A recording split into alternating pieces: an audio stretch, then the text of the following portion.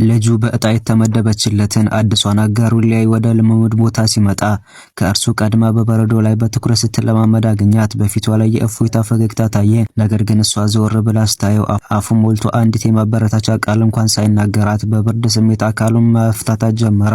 ልጅቷን በድንጋጤ ምን አጥፍቼ ይሆን ብላ በግራ መጋባት ውስጥ ወደቀች። ይህ ትዕቢተኛ ልጅ ዛክ ይባላል። በዓለም አቀፍ ደረጃ በጣም ታዋቂ የሆነ የበረዶ ስኬተር ነው። የቀድሞ አጋሩ ሴሌስት እግሯ ተሰብሮ ከጨዋታዎች ስትሆን ኤጀንቷ ከሩሲያ ሌላ ኮከብ እናምጣ ቢለውም ዛክ ግን አልተቀበለውም። ምክንያቱም በልቡ ያጫ ሌላ ምስጢራዊ ሴት ነበረች። አንድ ቀን ዛክ በበረዶ ላይ ብቻውን ሲለማመድ ጎረምሶች መጥተው በኃይል አበሳጩት። ነገሩን በሆኪ ጨዋታ ለመጨረስ ተስማሙ። ዛኩ በታዮ ስኬተር ብቻ የሚመስላቸው ቢኖሩም ተከታታይ 3 ጨዋታዎችን በብቃት አሸነፋቸው። ነገር ግን የቡድኑ ዋና ተጫዋች ሲገባ ነገሮች ተቀየሩ።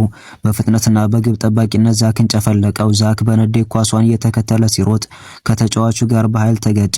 የራስ ቆቡ ሲወልቅ ረጅም ጸጉር ተዘረገፈ። ዛክ በዚያችው ፊት ተመስጦ ልቡ በኃይል ሲመታ ሳያውቀው ከልጅቷ ጠንካራ የቦክስ ምት ፊቱ ላይ አረፈበት። መሬት ላይ ቢወድቅም አልተናደደም። ይልቁንም አይኖቹ በፍቅርና በአድናቆት እሳት ነደዱ። በማግስቱ ዛክ በመኪናው ወደ ልጅቷ ሱቅ መጣ። አብራው የዓለም ሻምፒዮን እንድትሆን ለመናት። ልጅቷ አሻፈረኝ ብትልም ወንድሟ ገፋፍቷት እንድታስብበት አደረጋት። ልጅቷ የስኬቲንግ ጫማዋን ይዛ ስትመጣ የዛክ የቀድሞ አጋር ሴሌስትና ኤጀንቱ ሊያፌዙባት ይጠብቁ ነበር። በበረዶ ላይ ስትወድቅ ቢስቁባትም እሷ ግን ተስፋ አልቆረጠችም። ዛክ አጠገቧ ቀረበ። እጇን ይዞ በለሰለሰ ስሜት አብሯን መደነስ ጀመረ። እየሳቁ ቅንጅታቸው ሲያምር በሩቅ ሆና የምታየው ሴሌስት ልብ በቅናትና በቁስል ተቃጠለ። እስኪ ንገሩኝ ወዳጆቼ፣ ዛክ እውነት ይህችን ልጅ ድሃ ልጅ ወዷት ነው ወይስ የቀድሞ አጋሩን ሴሌስትን ለማስቀናትና ለመበቀል እየተጠቀመባት ነው? የእናንተ ግምት ምንድነው? አሁኑኑ ኮሜንት ላይ ጻፉልኝ።